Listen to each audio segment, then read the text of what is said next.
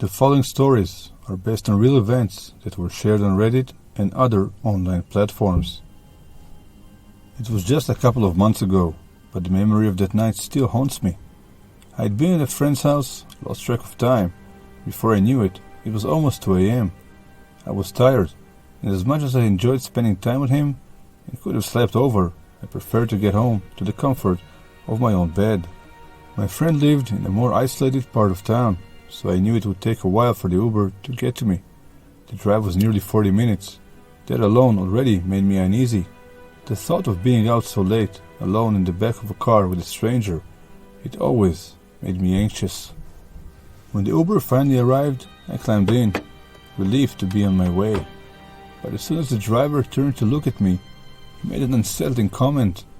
"You're really pretty," he said. A strange shiver ran down my spine. I tried to brush it off, forcing a polite smile and saying, "Thank you." I could feel the tension in my chest start to build. I had always been wary of riding alone, especially at night. But now, this felt off. Really off. The driver didn't say much at first, but then, after a few minutes of driving, he asked, "Was that your boyfriend?" My stomach dropped. He probably saw my friend standing with me while we waited for him to arrive. I quickly lied, saying yes. But then, the driver's voice seemed to grow even more unnerving. "You're lucky, you know." "He's lucky. You're very pretty." His tone was strange, too familiar. I didn't respond. I couldn't. My heart was pounding like crazy now. We were about 10 minutes into the drive when the driver did something that made my blood run cold. "I know a quicker way to get to your house," he said, almost too casually. I watched the map on his phone, and I saw it. The route was taking us farther away from the city, deeper into rural roads. My mind was racing. No, this wasn't right, but I kept quiet, trying to think what to do, whether to say anything or not. With all the stress and panic, everything got mixed together and I just froze in my place. Finally, I made a rational decision and reached for my phone, my hands trembling. I tried calling my dad, but it was after 3 a.m. Sound asleep, he didn't pick up. I felt that panic again rushing down on me as a cold wave. Something wasn't right, and I couldn't wait any longer. My finger hovered over the 911 dial. This felt the only right solution at this point.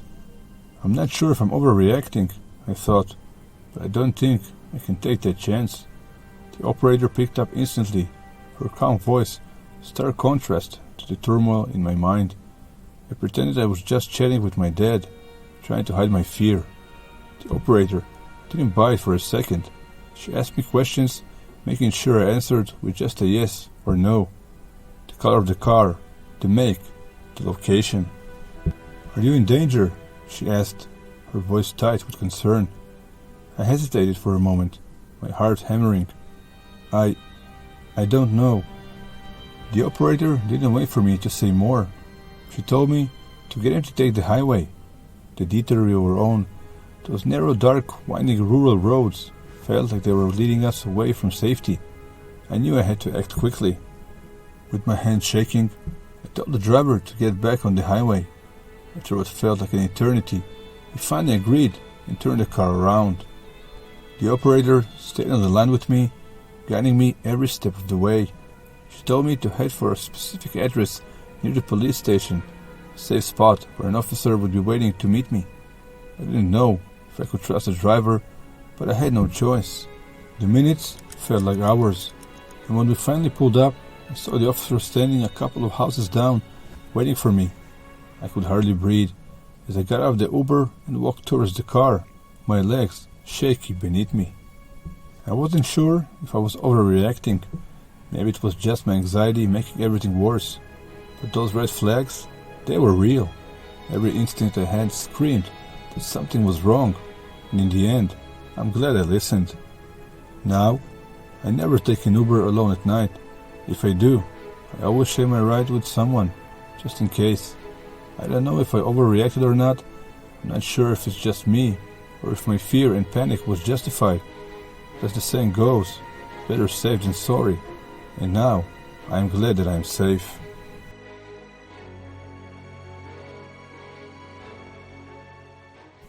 I never thought anything like this would happen to me.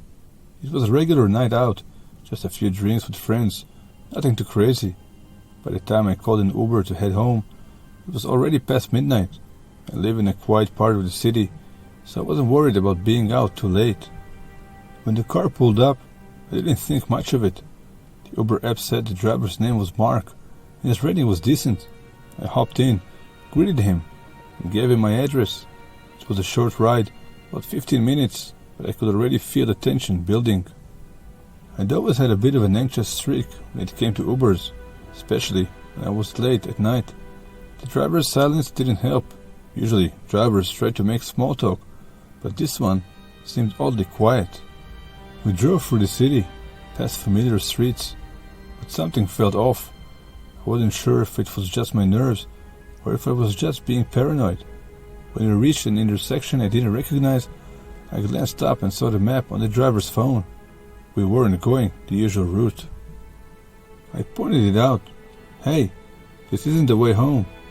He glanced at me briefly, then looked back at the road. "It's just a shortcut," he said, his voice flat.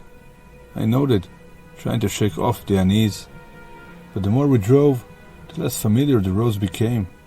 I tried to check the map on my phone, but it kept glitching. I felt my stomach tighten. We were definitely going deeper into some unfamiliar residential area now. I wasn't sure if he was taking me somewhere for a reason, or if he had just made a wrong turn, but it didn't feel right. The air in the car felt thick, heavy.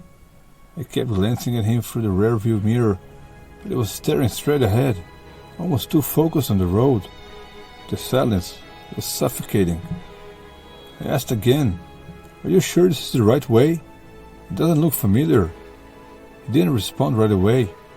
Then, without looking at me, he said, "You'll see. Just relax." That was it. Something clicked inside me. A gut instinct, something I couldn't ignore anymore. The anxiety that had been creeping up on me now felt like a cold weight pressing down on my chest. I needed to get out of the car. I tried to hide my panic, but I could feel my hand shaking as I reached for my phone. I was going to call 911, but the signal was gone. No bars, no service. I cursed under my breath. I looked around. We were completely alone on this narrow street. No other cars, no streetlights, just darkness. This wasn't right. I reached over to the door handle, but then I noticed something that made my blood run cold. The lock was on. He locked the doors. I turned back to him, my voice shaking now. "What's going on? Why are you taking me here?" Finally, he spoke again, his voice almost a whisper. "You don't belong here. You shouldn't have gotten in." The words sent a wave of ice through me. I had no idea what was happening, but I knew I had to get out. I didn't even look back. I jumped out of the car, not even bothering to close the door behind me. I ran as fast as I could down the street. All I could think about was getting as far away as possible from that car. I didn't stop till I found a well-lit convenience store a few blocks away. I rushed inside, breathless, my heart pounding. I couldn't believe what had just happened. I was shaking all over, trying to make sense of what I'd just been through.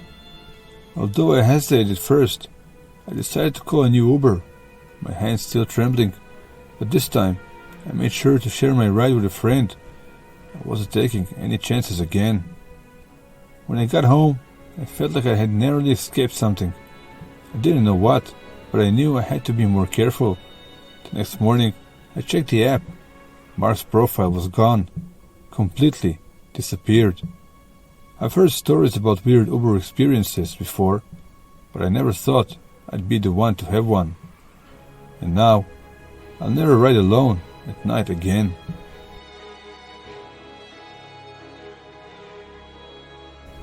Thank you for watching.